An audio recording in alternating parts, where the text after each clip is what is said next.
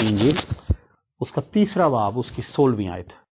क्योंकि खुदा ने दुनिया से ऐसी मोहब्बत रखी कि उसने अपना इकलौता बेटा बख्श दिया, ताकि जो कोई उस पर ईमान लाए हलाक ना हो बल्कि हमेशा की जिंदगी पाए। खुदा उनका जिंदा कलाम हम सब के लिए बरकत का बायस ठहरे, आमीन। बाइबल मुकद्दस में हम खुदा के बेटे के ताल्लुक से बहुत कुछ पढ़ते हैं, बहुत कुछ सीखते हैं। खुदा की मोहब्बत के ताल्लुक से बहुत कुछ पढ़ते हैं, बहुत कुछ सीखते हैं। ईमान के ताल्लुक से बहुत कुछ पढ़ते हैं और सीखते हैं। आप बता सकते हैं कि खुदा ने इंसान से मोहब्बत कब करना शुरू की? जब से इंसान बना, मोहब्बत तब से जारी है। खुदा ने जब से बना दिया, इंसान को वजूद बख्श दिया, उसने तब से उससे मोहब्बत की है। कलाम में लिखा है कि वो ठंडे वक्त आदम को मिलने जाता था। आप मिलने उसी शख्स को जाएंगे जिससे आप मोहब्बत करेंगे। आप उस शख्स को टाइम देना पसंद करेंगे जिससे आप प्यार करेंगे। 2 चीजें होती हैं, मोहब्बत का तकाजा और एक टेस्ट, एक ट्रायल होता है। हम बाइबल मुकद्दस में पढ़ते हैं बहुत सारी शख्सियात ऐसी हैं जिनके ट्रायल लिए हैं खुदा ने चेक किया उनको कि वो मुझसे कितना प्यार करते हैं। वो ट्रायल था। लेकिन एक शख्सियत और जिसको हम अभी आगे डिस्कस करते हैं, खुदा ने जब से इंसान को वजूद बख्शा वो तब से इंसान को प्यार करता है। और इंसान आगाज ही से गुनाह में गिरता रहा, गुनाह में फिसलता रहा, गिरता रहा। जब इंसान गुनाह में गिरा, खुदा से जुदा हुआ और गुनाह सरजद होने के बाद वो अदन से निकाला गया। इस सारे सुनेरियो में हम देखते हैं, बाइबल हमें बताती कि आदम और हवा ने काम किया। उसने क्या काम किया कि लुंगियां सी के, पत्तों की लुंगियां सी के उन्होंने अपना बदन ढांपने के लिए वो पहन ली। अब पत्तों की लुंगियां सी ली और बदन ढांपने के लिए उन्होंने वो पहन ली। मैं खुदा की मोहब्बत को यहां पे डिस्कस कर रहा हूं। खुदा को इस बात का पता है कि ये पत्ते इनका बदन नहीं ढांप सकते। एक वक्त आएगा ये सूख जाएंगे, झड़ जाएंगे, इनकी बरहनगी फिर जाहिर होगी। खुदा की मोहब्बत ऐसी जबरदस्त, ऐसी नायाब है कि वो हमारी छोटी छोटी चीजों की फिक्र करता है। बड़ी चीजों की तो फिक्र उसने करनी है, वो छोटी छोटी चीजों की फिक्र करता है। उसने कहा कि इससे गुनाह सरजद हुआ, इस पर इसकी बरहनगी जाहिर हो गई, इसको पता चल गया कि ये नंगा है। उसने क्या किया? आदम ने उसने पत्ते लिए और उसकी लुंगियां बनाई और सीकर पहन ली। खुदा ने कहा ये तो सूख जाएंगी, ये तो झड़ जाएंगी। कोई जानवर भी शायद ये सो रहा हो, कोई जानवर आके खा जाएगा, या कुछ भी हो सकता है। ये इसके लिए मुनासिब लिबास नहीं है, ये लिबास इसको सूट नहीं करेगा। इस लिबास में तो ये किसी भी जगह पे जाएगा, इसको नदामत उठानी पड़ेगी। बाइबल मुकद्दस हमें बताती कि खुदा ने फिर चमड़े के कुर्ते इंसान को फराहम किए। कई दफा हम इस बात को सोचते हैं, दुनिया के हालात से जब हम तफेड़े खाते हैं, हालात हमारे खिलाफ हो जाते हैं, हम तरह तरह की आजमाइशों में फंस जाते हैं, तरह तरह की मुश्किलात में पड़ जाते हैं, हम सोचते हैं शायद खुदा हमें प्यार नहीं करता, शायद खुदा को हमारे साथ नफरत है, शायद खुदा हमें निगलेक्ट कर रहा है, शायद खुदा हमें इग्नोर कर रहा है। खुदा को उसकी इतनी फिक्र है कि उसको उसने पत्तों के कपड़े उतरवाए और चमड़े के कपड़े पहना दिए, तो आपकी फिक्र क्यों नहीं होगी? इंसान ने शुरू से गुनाह किया, खुदा ने शुरू से मोहब्बत की। खुदा ने लेदर क्लॉथ दिया इंसान को, चमड़े का लिबास उसने पहना, उसने अपनी बरहनगी को ढांपा। एक शख्स हमें मिलता है बाइबल मुकद्दस में, अब्राहम, इंतहाई जबरदस्त ईमानदार, खुदा पर ईमान रखने वाला शख्स। उसने अपनी मोहब्बत खुदा के आगे जाहिर की। जब वो खुदा से अपनी मोहब्बत को जाहिर कर रहा है तो खुदा ने उसका ट्रायल लिया। अब्राहम के पास औलाद नहीं है, वक्त गुजरने के साथ साथ टाइम गुजरा, खुदा ने प्रॉमिस किया, खुदा ने उस वादे को पूरा किया, खुदा ने वो वादे का फर्जंद उसको बख्श दिया। जब वो वादे का फर्जंद उसको मिल गया, वो उस औलाद से इस कदर मोहब्बत करता है कि वो ब्याह से बिल्कुल बाहर है। लेकिन वक्त गुजरने के साथ साथ एक वक्त आया कि उसके ट्रायल की बारी आई। उसने कहा कि इस फर्जंद को जरा कुर्बान तो कर मेरे लिए, क्या तू मुझे प्यार करता है या नहीं? उसने उसका ट्रायल लिया। खुदा उसको आजमा रहा है कि वाकई ये इस बेटे को मेरे लिए कुर्बान करेगा या नहीं करेगा। ट्रायल तो है, ट्रायल है अब्राहम का, लेकिन असल में अब्राहम के साथ उसके बेटे का भी ट्रायल है, आइजक का भी ट्रायल है। एक सादा सी एग्जांपल दूंगा कि कोई शख्स, कोई नौजवान, अब मामू जी हैं, وہ سنیل کو کہیں گے کہ بیٹا آج میں نے تیری گردن کاٹ دی ہے تو تو ذرا لیٹ اس بیڈ کے اوپر. میں دیکھتا ہوں سنیل کیسے لیٹتا ہے وہاں، بھاگ جائے گا وہاں سے فوراً، قابو ہی نہیں آئے گا. Never ever. لیکن جس قدر اس کا باپ اپنے آسمانی باپ سے محبت کرتا ہے اس قدر وہ بیٹا بھی اپنے باپ سے محبت. وہ ایک میچور انسان ہے، وہ سمجھدار شخص ہے. اس وقت جو آئزک ہے اس کو عقل ہے ہر چیز کی، اس کو ہر بات کی سمجھ ہے. وہ اپنے باپ سے پوچھتا ابا جی ساری چیزیں تو موجود ہیں پر برا کدھر ہے قربانی کے لیے؟ اس نے کہا خود ہی مہیا کرے گا. وقت گزرنے کے ساتھ ساتھ آئزک کو ہر چیز کلیئر ہو رہی ہے. لکڑیاں بھی اٹھا لی ہے، آگ بھی لے لی اور چل پڑے ہیں پہاڑ پر قربانی کے لیے.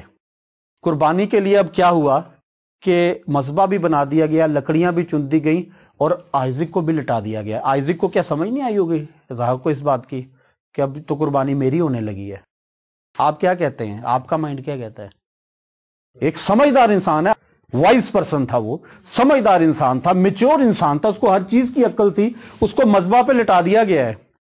جب مذبح پہ اس کو لٹا دیا گیا تو آپ اگر آج کے دور کا کوئی آئزک ہوتا، ہم بھی اپنے بچوں کا نام کئی دفعہ آئزک رکھ دیتے ہیں، آج کے دور کا کوئی آئزک ہوتا تو وہ شاید وہاں سے بھاگ جاتا، قابو ہی نہ آتا اپنے باپ کے. محبت، لو، اس کے باپ نے خدا سے محبت کی، آئزک اپنے باپ سے محبت کرتا ہے. اس نے کہا کہیں ایسا نہ ہو، سوچتا ہوگا کہیں ایسا نہ ہو کہ میرے باپ سے میرا باپ کا خدا ناراض ہو جائے، میں اپنے باپ کو کہیں ڈس اوبے نہ کر دوں، میں کوئی ایسا کام نہ کر دوں جس سے میرا باپ ناراض ہو جائے، آسمانی خدا ناراض ہو جائے، کائنات کا خدا. اس نے اس کی تابع داری اس قدر کری، وہ مذبح پہ لیٹ گیا. لیکن بائبل مقدس ہمیں یہ بتاتی ہے کہ آئزک قربان ہوا نہیں، لیکن خدا نے اس کو قبول ضرور کیا. آئزک قربان نہیں ہوا، اکلوتا ہی بیٹا ہے. ایک بیٹا ہے وعدے کا فرزند، اس کے 10 وعدے کے فرزند نہیں تھے، ایک ہی تھا وعدے کا فرزند. اس کا ٹرائل ہے. لیکن خدا کی جو محبت کا تقاضا ہے اس کو اپنے بیٹے کو ٹرائل میں نہیں وہ لے کر گیا. خدا کی محبت کا تقاضا یہ تھا، بائبل مقدس ہمیں یہ بتاتی کہ خون بہائے بغیر نجات نہیں ہے. اگر خون نہیں بہایا جاتا تو نجات نہیں ہوتی تھی. بلڈ جو ہے وہ کفارے کے لیے تکمیل کا کام کرتا ہے، کفارے کی تکمیل خون سے ہی ہوتی ہے. اس کا ٹرائل ہے، وہ اپنے ٹرائل میں پورا اترا ہے. لیکن خدا کی محبت یہ ہے بنی نو انسان کے لیے، بنی آدم کے لیے، کہ ایک ہی بیٹا ہے اور اس کو بھی قربان کرنا ہے. قربان کیے بغیر چارہ کوئی نہیں ہے. خدا نے اس قدر انسان سے محبت کی. میں ایک دن جا رہا تھا چرچ، کافی شدید سردی تھی، تو میں نے سوچا کہ اس ٹریول میں نے کہا خداوند اتنی شدید ٹھنڈ ہے، میرے پاس ایک بیٹا، لیکن کوئی بات نہیں خداوند میں اس کو اس ٹھنڈ میں بھی چرچ لے کے جا رہا ہوں، تو یقیناً میں اس ایفرٹ کو جو تیرے حضور میں تیرے لیے کر رہا ہوں یہ ایفرٹ تجھے پسند آئے گی. میں اسی خوشی میں جا رہا ہوں، خدا کی حمد کے گیت گاتا ہوا جا رہا ہوں. میں نے کہا خداوند یقیناً میں تیرے لیے قربانی دے رہا ہوں، میں تیرے لیے سیکریفائس کر رہا ہوں کہ میں اتنی سردی میں چرچ جا رہا ہوں، تیری پرستش کروں گا، میرا بیٹا تیرے حضور میں جھکے گا. لیکن چلتے چلتے ایک بات میرے ذہن میں آئی. میرے دل کا خیال تھا، رول کس نے کہی، میں اس بات کو نہیں جانتا، لیکن یہ چیز ایک دم میرے ذہن میں گھومی، اور وہ یہ تھی کہ تو صرف اس ٹھنڈ میں اپنے بیٹے کو لے کے چرچ جا رہا ہے. تو صرف چرچ جا رہا ہے، چرچ سے واپسی پہ سورج نکل چکا ہوگا، موسم گرم ہو جائے گا، تو آرام سے گھر آ جائے گا، کھانا کھائے گا، رات کا کھانا کھائے گا اور پھر سو جائے گا. لیکن تو جائے گا اور آ جائے گا، پھر جائے گا اور آ جائے گا، کرتے کرتے تیرا بیٹا جوان ہو جائے گا. لیکن میرا بیٹا ایک دن کلوری کے پہاڑ پر گیا تھا تیرے لیے، وہ تیری محبت میں قربان ہو گیا، وہ تجھے اس قدر پیار کرتا ہے. ہم کئی دفعہ سوچتے ہیں یہ ہماری محبت ہے، ہم سوچتے ہیں کہ شاید خدا ہمیں پیار نہیں کرتا، یہ ہماری تھاٹ ہے، یہ ہماری سوچ ہے. لیکن میں آپ کو ایک بات بتاؤں، خدا آپ کو آپ کی سوچ سے زیادہ محبت کرتا ہے. کلام میں لکھا ہے کہ جس نے اپنے بیٹے کو ہی دریغ نہ کیا، اس نے ہماری خاطر اس کو حوالے کر دیا، وہ باقی چیزیں کیوں نہیں ہمیں دے گا؟ پہلے ڈھونڈو تم اس کی راست بازی، اس کی بادشاہی، تو یہ ساری چیزیں تمہیں مل جائیں گی. ہم ایڈوانس میں ساری چیزیں ڈھونڈنا شروع کر دیتے، راست بازی اور بادشاہی کی تلاش بعد میں شروع کرتے ہیں. بائبل میں ایک آیت ملتی ہے کہ تیرا ٹوکرا، تیری کٹوتی مبارک ہوں گے، تیرے گائے بیل کی بڑھتی مبارک ہوں گے، تو گھر سے جاتے بھی مبارک ہوگا، گھر لوٹتے بھی مبارک ہوگا. جس کام کو تو ہاتھ لگائے گا میں برکت کا حکم بخشوں گا، فقط تو میرے حکموں کو مان اور ان پر عمل کر. ہم خدا کے حکم ماننا نہیں چاہتے، یا حکم ہم بعد میں مانیں گے، برکت ہم پہلے لینا چاہتے ہیں۔ ہمیں خدا کی کمانڈ کو پہلے اوبے کرنا ہے، خدا کی محبت کے نیچے آنا ہے۔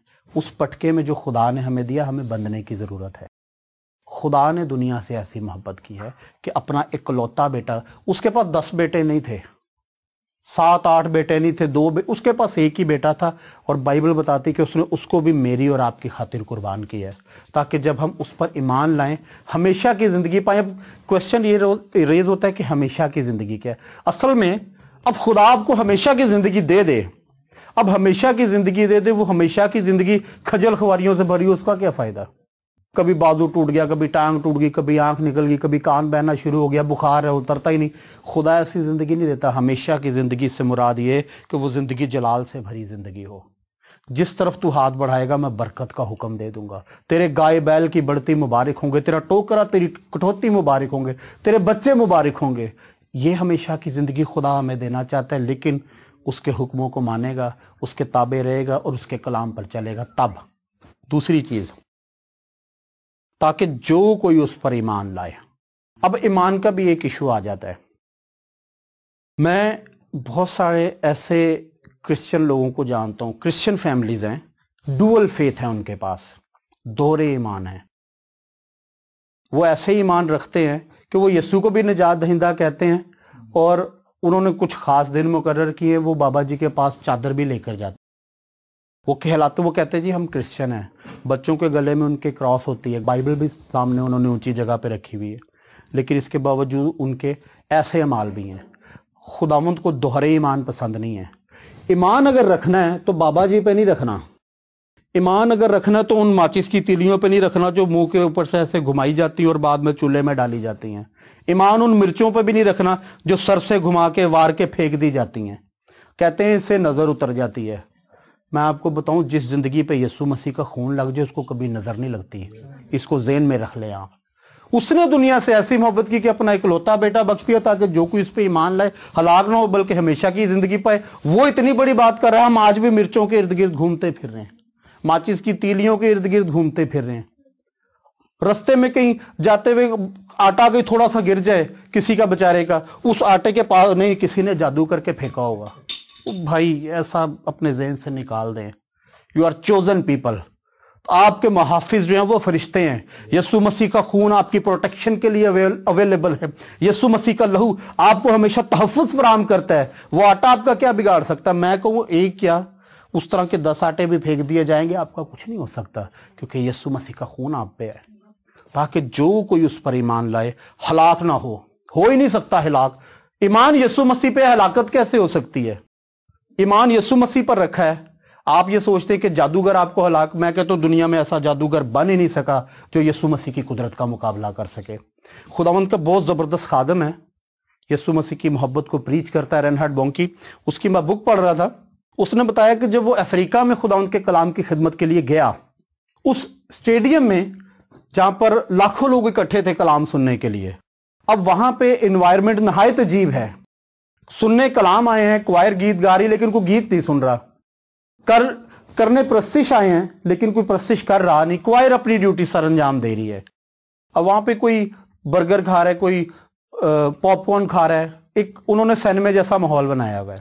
اب جب خداوند کا خادم رینہارڈ بونکی وہاں پر کلام سنانے کے لیے آیا، تو جب کلام سنانے کے لیے وہاں پر آیا تو اس نے وہاں پر جب لوگوں کو دیکھا تو اس نے کہا خداوند یہ تو کلام سننے کے لیے پریپیئر ہی نہیں ہے۔ اور جب اس نے آسمان کی طرف نگاہ کی تو رات کا ٹائم تھا، اور رات کے ٹائم تو آسمان کالا ہوتا ہے، چاند ستارے سب نظر آتے ہیں، وہاں پہ کچھ بھی نظر نہیں آ رہا تھا، آسمان سرخ ہو چکا ہوا تھا۔ اس نے خداوند سے پوچھا، اس نے کہا خداوند تو میری کیا رہنمائی کرتا ہے اس ساری سچویشن کے بارے میں؟ خدا نے کہا، بتایا اس کو، اس نے کہا یہ وہ بدروہیں ہیں جو ادھر کے جادوگروں نے بھیجی کہ تجھے ہلاک کر دیں۔ اس نے کہا خداوند میرے لیے کیا حکم ہے؟ اس نے کہا کچھ نہ کر، فقط ان کو میرے نام سے جھڑک دے، یہ سب بھاگ جائیں گی۔ اس نے کچھ نہیں کیا، فقط آسمان کی طرف ہاتھ بلند کیے۔ اس نے کہا میں ان ساری تاثیروں کو، ان ساری بدروہوں کو یسوع کے نام سے جھڑکتا ہوں کہ یہاں سے چلی جائے۔ چند ہی سیکنڈ میں وہاں پر ایک ہوا چلی اور آسمان صاف ہو گیا، ستارے نظر آنا شروع ہو گئے، چاند نظر آنا شروع ہو گیا، اور سب لوگ سیکوینس سے بیٹھ گئے کلام سننے کے لیے۔ عبادت کے اینڈ میں کیا ہوا کہ وہ تمام جادوگر جنہوں نے یہ سارا کام کیا تھا اس کے خلاف، وہ اپنی کتابیں لے آئے، اپنی ہڈیاں لے آئے، اپنے من کے جو کچھ ان کے پاس تھا وہ لے آئے، اور آ کر اسے کہنے لگے کہ تو کس خدا کی عبادت کرتا ہے، ہمیں بھی بتا، ہم بھی اس کے پیچھے چلیں گے، کیونکہ جو جادو ہم نے تیرے خلاف کیا ہم کسی کے بھی خلاف کر دے وہ نہیں بچتا، وہ مر جاتا ہے۔ وہ کون سا خدا ہے جو تجھے بچانے کی قدرت رکھتا ہے؟ اس نے کہا یسوع مسیح ناصری، جو مجھے بچانے کی طاقت رکھتا ہے، کیونکہ اس نے اپنے اکلوتے بیٹے کو مجھے بچانے کے لیے زمین پر بھیجا ہے، وہ مجھے تمہارے ہاتھوں ہلاک نہیں ہونے دے گا۔ خدا کی محبت اس قدر اتم ہے، اس قدر زبردست ہے، وہ آپ کی پروٹیکشن کے لیے ہر وقت بیدار رہتا ہے، ہر وقت وہ جاگتا ہے۔ کلام میں لکھا ہے کہ اس کی آنکھوں میں جھپکی بھی نہیں آتی، ایسی زبردست ڈیوٹی وہ دے رہا ہے آپ کے لیے۔ تو حالات بگڑ جائیں یہ کیسے ہو سکتا ہے؟ اگر بگڑ رہے ہیں تو شکر گزاری کریں، خدا شکر گزاری کو قبول کرتا ہے، حالات کو بدل دیتا ہے۔ ایمان رکھیں اس پر۔ آئیں چند لمحات کے لیے ہم اپنی آنکھوں کو بند کریں گے۔ اس نے اکلوتا بیٹا بخشا ہے۔ بیٹے کے آنے کا مقصد آپ کی سرفرازی ہے، آپ کی اقبال مندی ہے، آپ کا بلند کیا جانا ہے۔ بیٹے کے آنے کا مقصد آپ کو زوراور کرنا ہے۔ بیٹے کے آنے کا مقصد آپ کو دنیا کی ہر اس بری طاقت سے، ہر اس بری قوت سے، ہر اس نیگیٹو سچویشن سے بچایا جانا ہے جس سے آپ دو چار ہیں اور آپ کو وہ پسند نہیں۔ بیٹے کے آنے کا مقصد آپ کی سرفرازی ہے، بیٹے کے آنے کا مقصد آپ کی اقبال مندی ہے، بیٹے کے آنے کا مقصد آپ کو بحال کیا جانا، جس کے پاس روزگار نہیں اس کو روزگار دیا جانا ہے۔ بیٹے کے آنے کا مقصد جس کے پاس زندگی نہیں اس کو زندگی دی جانی ہے۔ ابراہیم بیٹا قربان کرنے چل نکلا تھا، لیکن اس بیٹے کی قربانی نہیں ہوئی، لیکن آسمان کا خدا بیٹا قربان کرنے چل نکلا ہے، اور اس نے اس بیٹے کو قربان کر دیا میری اور آپ کی خاطر، تاکہ ہم زندگی پائیں اور کثرت سے پائیں۔